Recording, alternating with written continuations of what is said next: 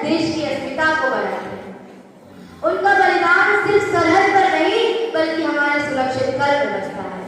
ऐसे वीर जवानों को याद करते हुए मेरे अंतर मन में 4 पंक्तियां आती है। किसी गजरे की खुशबू को महकता छोड़ आया हूँ, मैं अपनी नन्ही सी चिड़िया को चहकता छोड़ आया हूँ। मुझे सीने से लगा लो मेरी भारत माँ, मैं अपनी माँ की बाहों को तरसता छोड़ आया हूँ।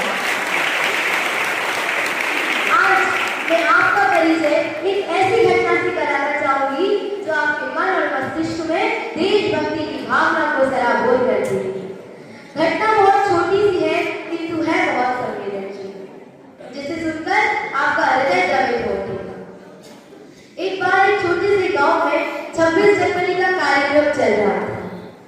ध्वजारोहण किया गया, देशभक्ति गीत बजे, तालियां गूंजी। कार्यक्रम के बाद एक वृद्ध व्यक्ति अपने हाथों में एक लिफाफा लिए हुए मंच के पास बैठा था। आयोजकों ने जब उस व्यक्ति से पूछा, बाबा आप यहाँ पर क्यों बैठे हैं, आपको क्या चाहिए, तो उस व्यक्ति ने उस लिफाफे में से एक चिट्ठी निकाली।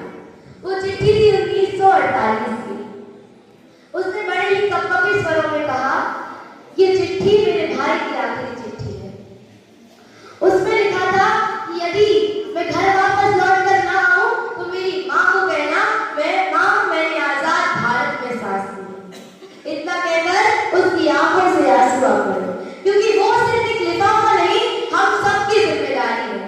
अब सवाल हमसे है, क्या हम उस लिफाफे के एक शब्द के काबिल भी बन पाएंगे?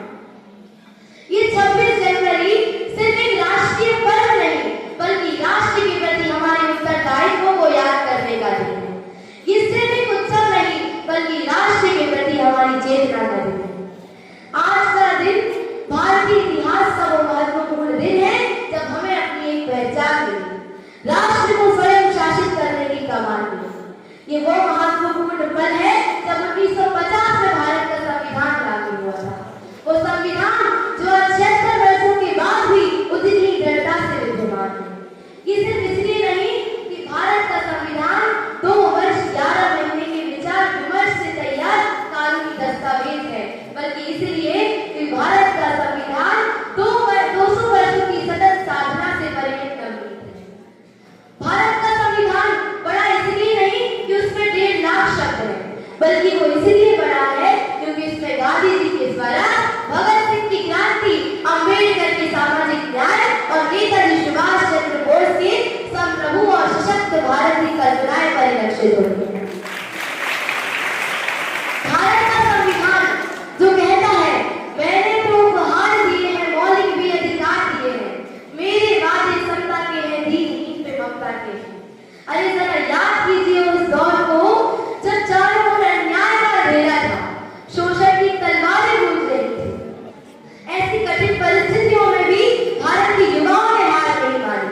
सभी ने एकजुट होकर ये नारा दिया, हमारा भारत हमारा ही रहेगा। और इसी दृढ़ संकल्प के साथ भारत का संविधान तैयार किया गया जो आज हमारी शक्ति का प्रतीक है।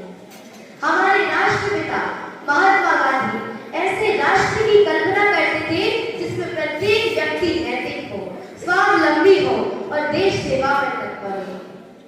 किंतु आज तेजी से बदलते हुए युग में हम अपने कर्तव्यों से कहीं पीछे हटते जा रहे हैं। आज का युग सुविधाओं से तो भरा है किंतु संवेदनाओं से खाली होता जा रहा है। आज हम अधिकारों की बात तो करते हैं किंतु कर्तव्य करने से कतराते हैं।